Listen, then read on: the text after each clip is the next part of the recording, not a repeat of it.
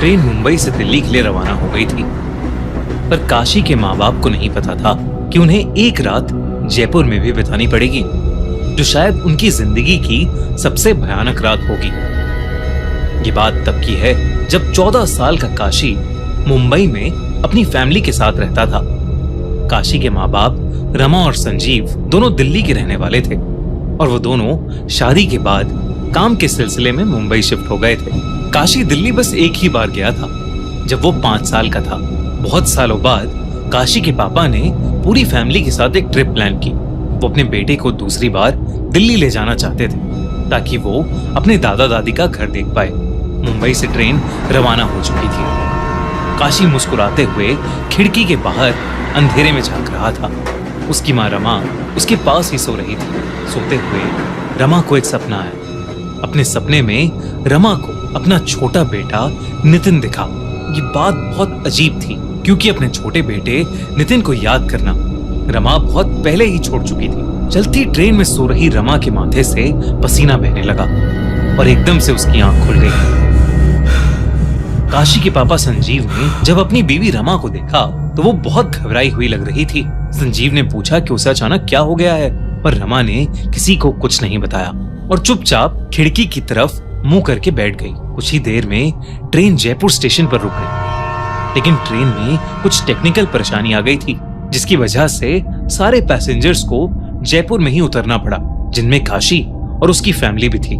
काशी के पापा संजीव ने प्लान किया कि वो आज रात जयपुर में ही रुक जाएंगे और कल सुबह पहली ट्रेन से दिल्ली के लिए निकल जाएंगे। रात के करीब 12 बज चुके थे और बहुत अंधेरा हो चुका था। काशी के पापा ने रेलवे स्टेशन के पास ही एक होटल ले लिया। ऊपर चलकर जैसे ही काशी ने रूम के अंदर कदम रखा तो उसके सर में एक बहुत जोर का चुभने वाला दर्द शुरू हो गया। काशी ने सोचा कि ये मामूली सा सरदर्द होगा और इसलिए अपनी माँ को बिना बताए वो बिस्तर पर सोने के लिए लेट गया।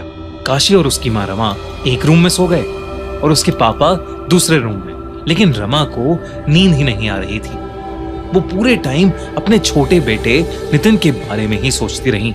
जब काशी 5 साल का था तब उसकी फैमिली में उसके छोटे भाई का जन्म हुआ था, जिसका नाम नितिन था। लेकिन नितिन के साथ एक बहुत बुरा हादसा हुआ था। 5 साल का काशी और करीबन 1 साल का नितिन अपने माँ बाप संजीव और रमा के साथ ऐसे ही ट्रेन से एक बार जयपुर जा रहे थे। काशी के पापा संजीव ने जयपुर से वापस लौटते हुए छोटे से नितिन को पूरे टाइम अपने हाथ में ही पकड़ रखा था।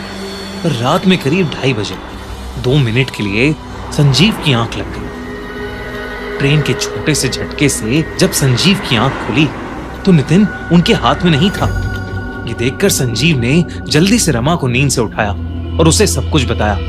फिर दोनों तुरंत नितिन को पूरी ट्रेन में ढूंढने लगे। वो अपनी आंखों पर बिल्कुल भी यकीन नहीं कर पाए जब उन्होंने नितिन को ट्रेन के खुले हुए गेट के पास बैठा हुआ देखा।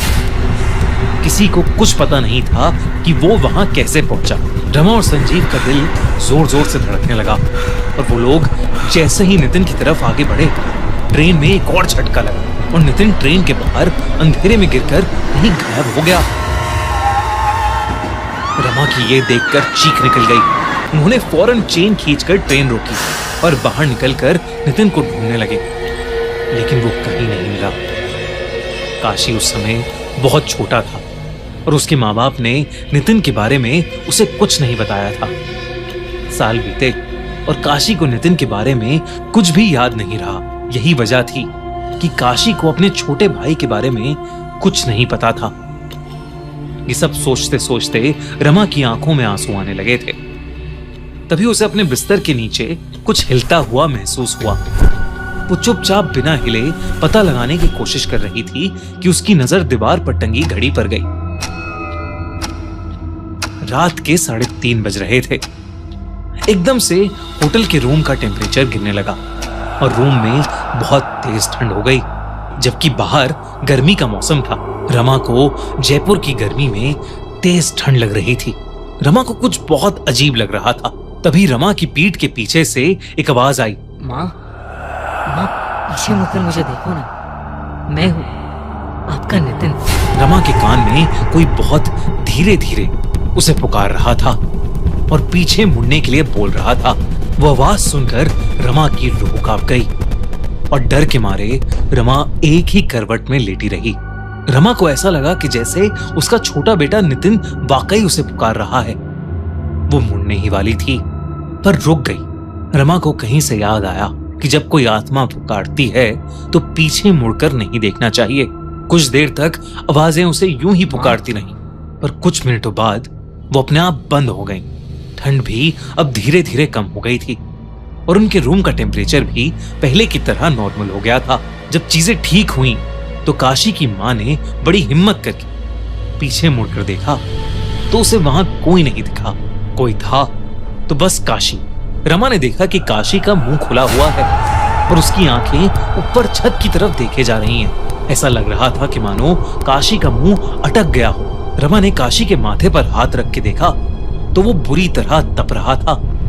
काशी को बहुत तेज बुखार था। रमा ने काशी को दवाई खिलाकर उसके माथे पर गीली पट्टियां रखी, लेकिन उसका बुखार उतर ही नहीं रहा था। फिर रमा ने दूसरे रूम में लेटे संजीव को उठाया और उसे सब बताया।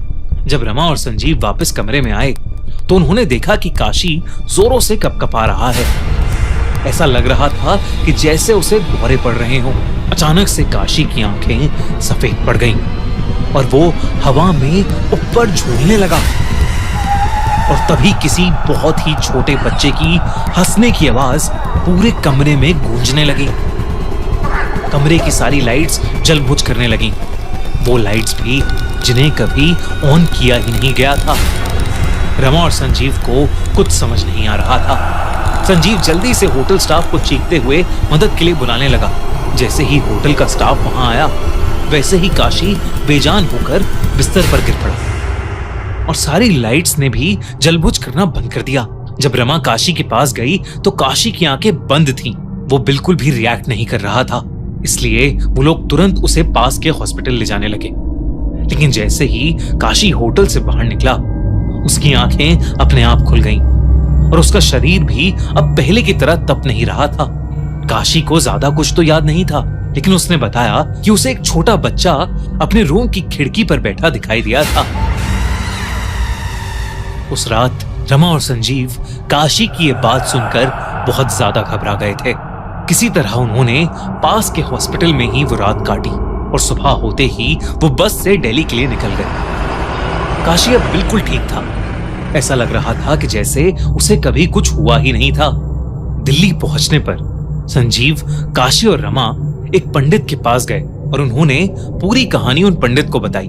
पंडित ने काशी के माँ बाप को बताया कि कल जो भी रूम में आकर रमा को पुकार रहा था वो उनका छोटा बेटा नितिन नहीं था, बल्कि कोई और आत्मा थी जो उनकी दुख भरी याद का फायदा उठाकर अपना काम करवाना चाहती थी। उन्होंने काशी के सर पर हाथ फेरकर मुस्कुराते हुए बोला कि अब उन्हें कोई परेशान करने नहीं आएगा। पंडित ने आखिर में काशी के माँ बाप को अलग से भी बोला कि उनके छोटे बेटे नितिन की आत्मा अब भी उनके साथ है और हमेशा उन तीनों की रक्षा करती है।